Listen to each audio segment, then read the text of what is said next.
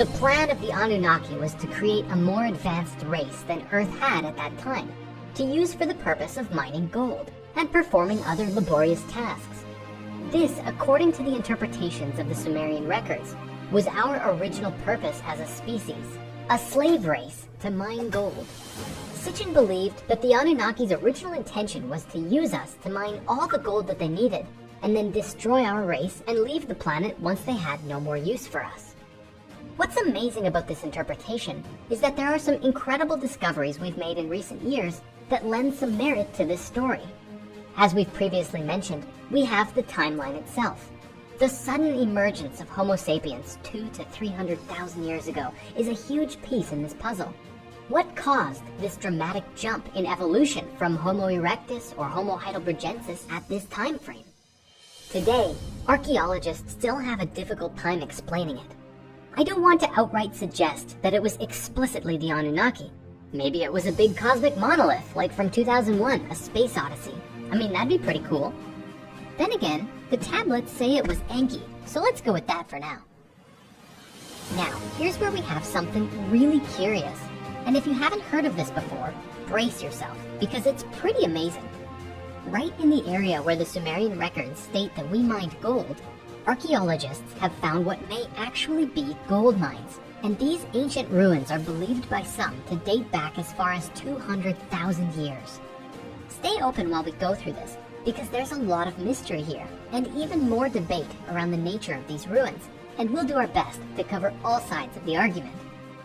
Archaeologists, anthropologists, and historians don't really have an answer about how these colossal sites could exist back from 200,000 years ago, which is why many will debate that they're only 25,000 years old, or somewhere between those two numbers. The general consensus in the mainstream world is that they're really just an early human settlement, and not gold mines. However, even if the sites are not ancient gold mines, the magnitude of these ruins, even dating them at their most recent date, throws a huge wrench in our modern preconceptions about the origins of agriculture and civilization, with historian Professor Peter Delius and archaeologist Dr. Alex Showman putting forth that they are a clear indication of an ancient technological and archaeological innovation long before the colonial era. These sites are known today as the Baconi Ruins, named after the Baconi people who trace back to the early 16th century, despite clear evidence that these ruins date back thousands upon thousands of years prior. These ruins are a giant complex of circular structures, connected by channels and suspended in an expansive web of agricultural terraces. If we assume these were dwellings, some suggest it could have held an absolutely massive population, I mean millions, which is unimaginable to think that something like this could exist so long ago. Now, here's where things get even more interesting. Extensive electronic measurements that took place in these mines in 2011 have shown that the circular stone ruins are actually energy-generating devices, using the natural sound that emanates from the earth to create strong electromagnetic fields as a result of sound amplification. The shapes of these circular ruins are specific and unique because each circle represents the cymatic pattern of the sound energy as it appears on the surface of the earth at that point. And just briefly, in case you're unfamiliar with it, cymatics is a word derived from the Greek chyma, meaning wave, and ta kymatica, meaning matters pertaining to waves.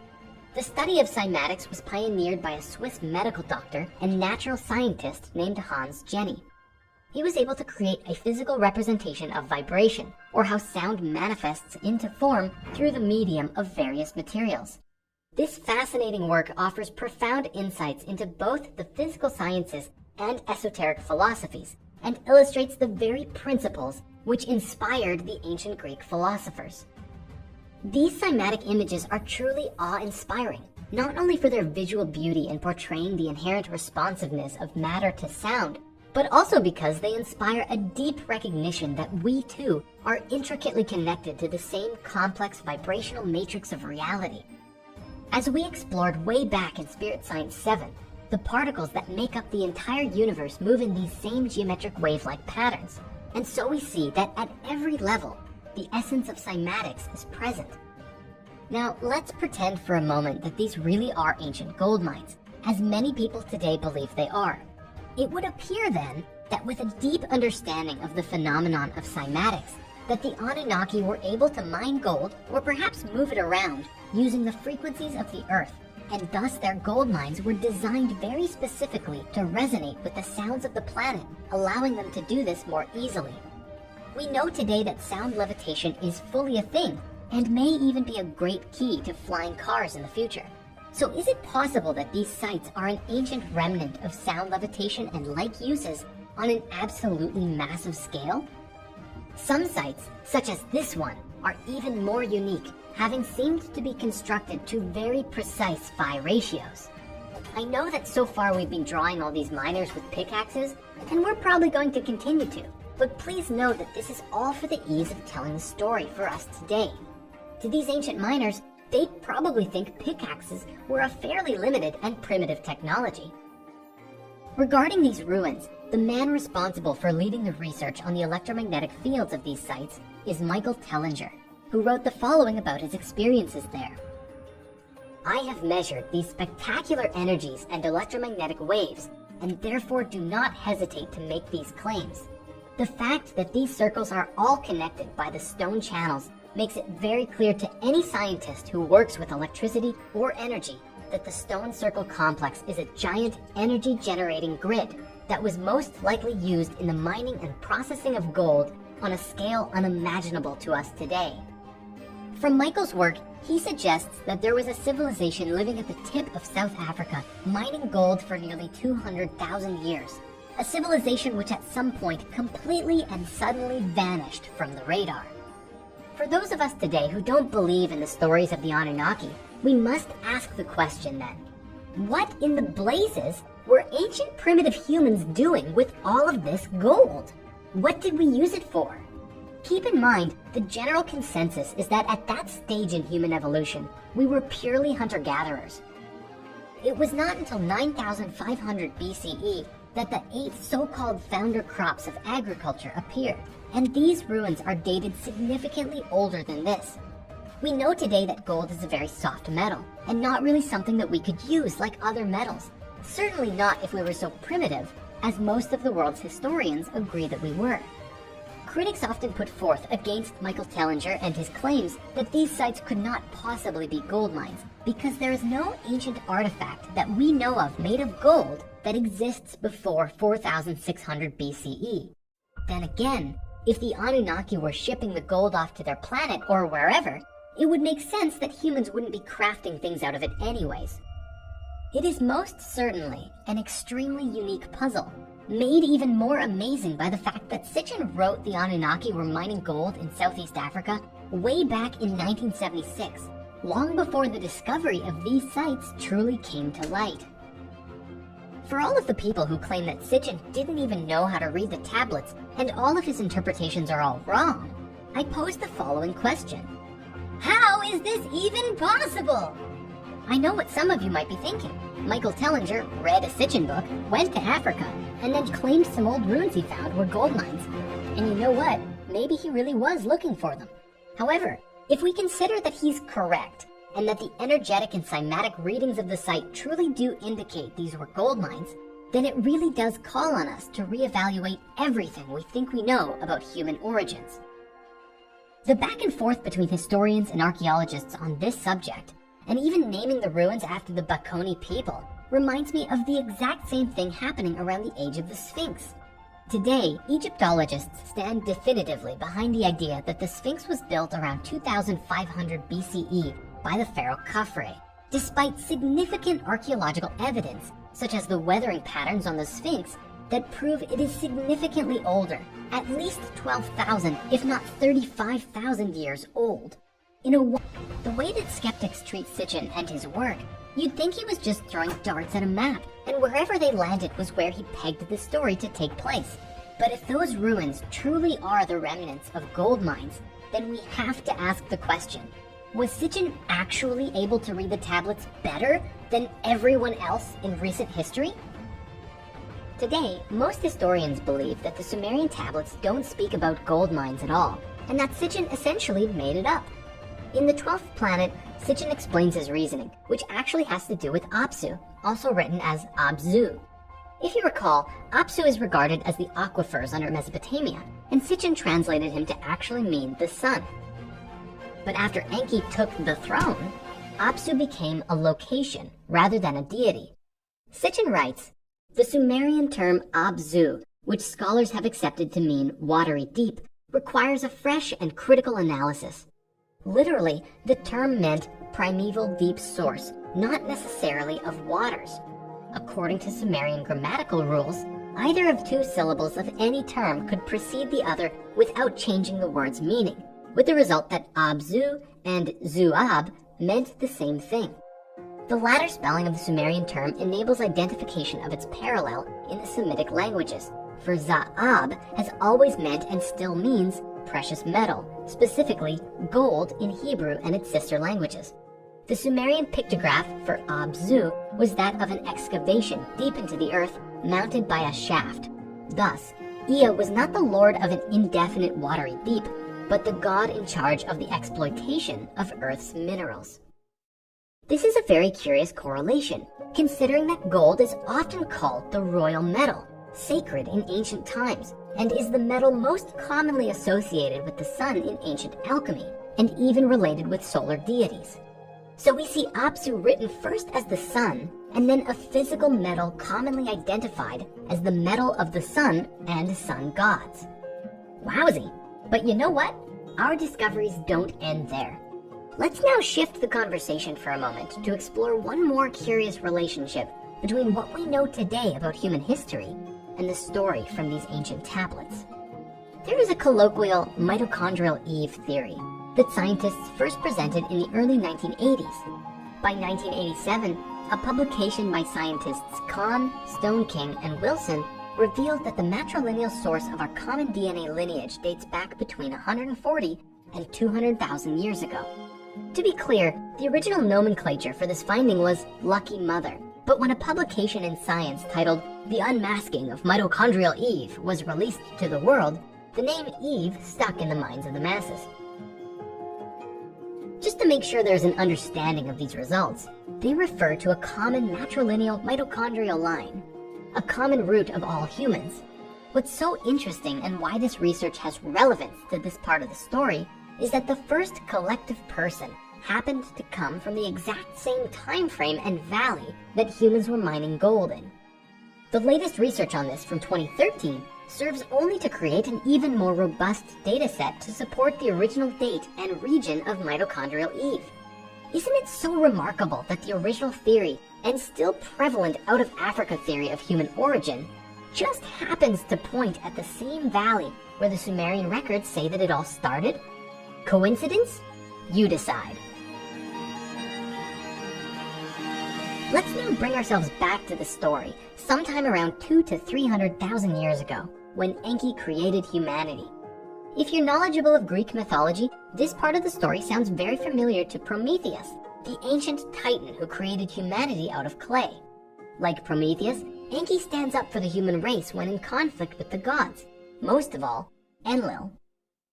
The tablets seem to depict Enki as a geneticist who used some form of advanced technology to clone and create this new kind of human. There's even tablet images that depict a pattern that looks an awful lot like a DNA strand.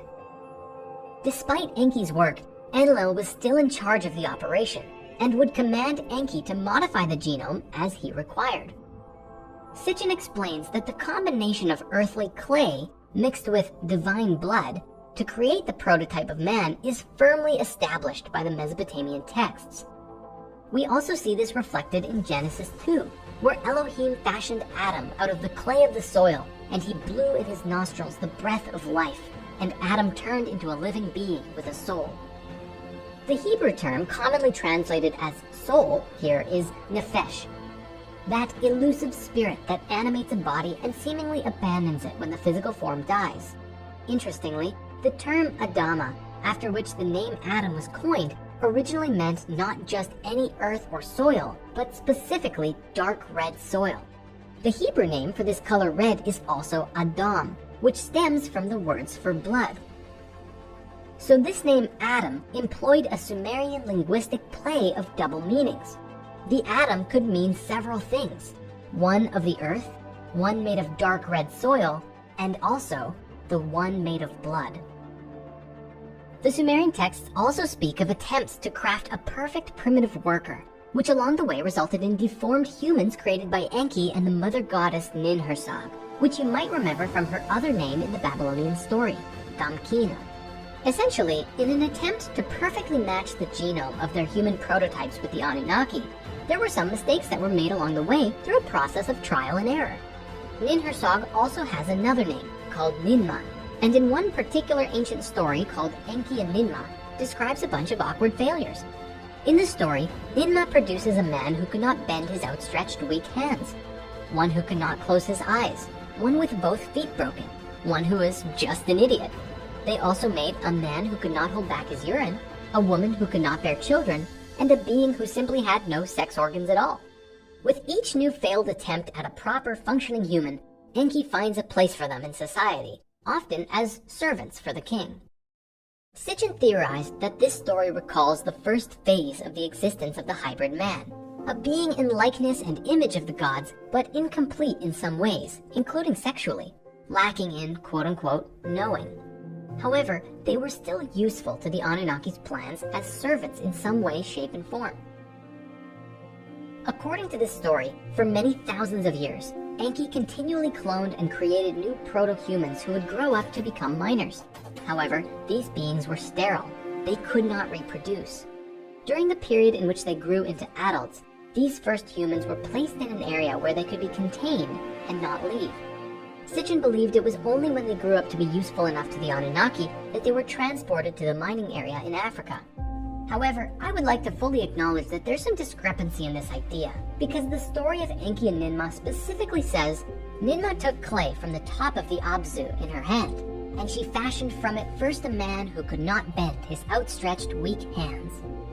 The use of the location Abzu here suggests that the creation of humanity actually took place in Africa, which also aligns significantly better with the mitochondrial Eve discovery that we looked at earlier. Perhaps then it's just the other way around, and that after fashioning these servants, they were found useful to the Anunnaki in other ways than mining, and they were transported to Mesopotamia to help work in and maintain Eridu, or other locations nearby. Either way, it's believed that the location where these slaves worked in Mesopotamia was a place called Eden, which is the root word for the biblical Garden of Eden. There's a few ideas about this translation though. Today, most modern scholars translate the Sumerian term Eden as steppe or plain, suggesting it refers to a large field, I guess. Sitchin, on the other hand, translated Eden to mean home or abode of the righteous ones. At any rate, it's what happened in this location where things get intense. A dispute was growing betwixt the gods. You see, Enlil is often described as the oppressor of humanity, a bit of a patriarchal overlord who commanded the slaves. Enlil is said not to really care about humanity. He just wants to mine gold, destroy humanity, and return home. The tablets even say that he orchestrates a massive flood to wipe out humanity, a subject we'll get to shortly. Enki, on the other hand, is described as humanity's champion. Enki cares about humanity and sees them like his children. And while they've been producing all of these sterile slave humans to mine gold and till the fields and all of that, in secret, he has been continually refining and developing the human genome to produce the perfect human, one who is capable of reproduction and living as its own sovereign species. The stories say that Enki finally discovers the perfect genetic pairing, and that a real human is achieved. Now, on the subject of the creation of these first humans and this land of Eden, there are two Sumerian myths that I'd love to share with you now.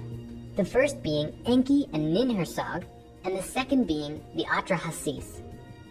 Now, the story of Enki and Ninhursag is a bit long, so we're just going to summarize the essence of it here.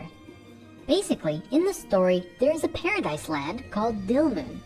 The story begins with what you might call not safe for work content. So we'll just gloss over that and say that eventually, Enki eats 8 unique plants in this sacred paradise land. Unfortunately, the goddess Ninhursag considers this act to be a terrible sin, and so she causes 8 of Enki's body parts, including one of his ribs, to suffer. Soon he is on the brink of death. Enlil, along with a magical talking fox who I'm imagining was just adorable, takes up Enki's cause and persuades Ninhursag to relent. Ninhursag returns to Enki and asks him 8 times, "My brother, what part of you hurts you?" And he responds with the various parts of his body. As Ninhursag heals his body, 8 different deities emerge in the healing process, and the one who emerges in the healing of his rib is the goddess Ninti, whose name means both Lady of the Rib and Lady who makes life. Now, as you can tell, there are tremendous parallels to the story of Eve being created from Adam's rib in Genesis 2, as this is its likely origin. Further, Eve in Hebrew is Chawa, and it's most commonly believed to mean living one or source of life. What I find especially interesting about this is that in the Sumerian story, the characters on who Adam and Eve are based on are both deities. While the name Adam comes from Adamu, the character seems to be based on Enki, and Eve's name relating to life and being born of Adam's rib fully links her with Ninti. Now, the second story I mentioned, the Atrahasis, essentially begins as the Enuma Elish ends, with the need of servants for the gods. Instead of Kingu, however, an Anunnaki named We-Lu, also Lawela, volunteers to be killed for the use of his blood, and his flesh, blood, and intelligence are kneaded into clay by the mother goddess Ninhursag. With this mixture, she creates 7 male and 7 female human beings all at the same time. These 14 new creatures are exceptionally fertile, and soon there are hundreds and then thousands of people on the earth, all doing the work which once occupied the Anunnaki workers. The story goes on to say that the humans grew noisy and obnoxious, and disturbs Enlil to the point that he decides to destroy them all. Didn't Apsu and Tiamat have the same challenge with their children? I guess history truly is doomed to repeat itself, unless we can learn from the mistakes of our past. Anyways, the significant part of this story is that it says that they produced the men and the women at the same time. It's important to note this because for thousands of years we've been taught by the religious institutions of the world that the man came first, and this idea seems to pervade through our patriarchal society in a rather uncomfortable way. I hope that today, as we become aware of these older stories, we might come to have a deeper understanding within us that we are all truly equal, and the patriarchy can fade into a society that respects and honors all sexes equally. Returning to the main story, we saw Enki and Ninhursag had been toying with the genetics until they could create a perfect being, one who could reproduce and think for themselves. The moment they did, it marked a huge turning point for everything, because the success of this experiment changes the human genome to enlighten mankind. But as mentioned before, this was the beginning of a huge problem, because Enlil did not want humanity to become a sovereign species of their own. He had plans to make little robot people to work for him, and then he would outright destroy them. When he found out what Enki had done, he was furious, and exiled the humans from the Anunnaki settlements. Now, here's something I think you're really going to enjoy. In the first episode of Ancient Civilizations, Greg Braden explains something that is positively mind-blowing, a discovery found within our own DNA that we simply must know about. Check this out. Shedding new light on these creation stories is with the mystery of human chromosome number 2. Human chromosome number 2 is the second largest chromosome in the human body. It forms about 8% of DNA in every cell. And what makes it such a mystery is that it appears to be the result of an ancient fusion of pre-existing chromosomes from primates that have been fused in a very precise way, and the fusion site has been modified and stabilized so that human chromosome number 2 is optimized for us today. This has happened in a way that cannot be explained by evolution as we know it today. Now, why is this important? Human chromosome number 2 contains the genes that largely set us apart from all other forms of life. The cortex of the human brain that gives us the ability for things like logic, empathy, sympathy, compassion, the ability to consciously trigger conscious states of self-healing within our bodies. These are possible because of what has happened with human chromosome number 2. Could chromosome number 2 be the work of a master geneticist, otherwise known as Enki from the Sumerian text? With this revelation, the tablets give us a significantly different perspective of the Garden of Eden story and our origins. At this time, I have to encourage you to really practice looking at this next part openly without judgment or fear, because there are deep roots within our psyche from generations of institutional Judaism and Christianity that have essentially indoctrinated us into believing a very specific ideology. For example, the serpent in the Garden of Eden is said to be Satan. Generally, if you suggest an alternate interpretation to this, people naturally assume you must be evil yourself. So with that as a disclaimer, we get to see that the myths on which the Garden of Eden story was based actually suggests that the character who eventually was written to be the snake was really freeing us from our captivity. It was due to Enki's modification that we tasted a form of knowledge that we were not previously capable of comprehending. Thinking for ourselves, becoming self-aware, and capable of doing anything because we're no longer running on the Anunnaki programs, but our own unique consciousness. However, this also came at a price. We were capable of doing anything, including experience both good and evil within us. And so it was written, we tasted the fruit of knowledge of good and evil. Perhaps this is why the snake was written to be Satan in the creation of the Old Testament, because they had stories of paradise and gods from ancient history, and the authors naturally assumed that the exile from the Garden of Eden was a punishment. In a way, it was, because we had to learn to fend for ourselves from now on. But ultimately, that would bring us to, over the next thousands and thousands of years, evolve our consciousness higher and higher, and become the beings that we are today. The beautiful thing is, we are still growing, and one day we will evolve to the point where we will know and understand that we are all connected, and we will travel and explore the universe and experience a life almost unimaginable to us today. Now, I've got one more fun thing I wish to share with you. Genesis 3:8 says, "Then the man and his wife heard the sound of the Lord God as he was walking in the garden in the cool of the day. And they hid from the Lord God among the trees of the garden. But the Lord God called to the man, 'Where are you?' He answered, 'I heard you in the garden, and I was afraid because I was naked, so I hid.' And he said, 'Who told you that you were naked?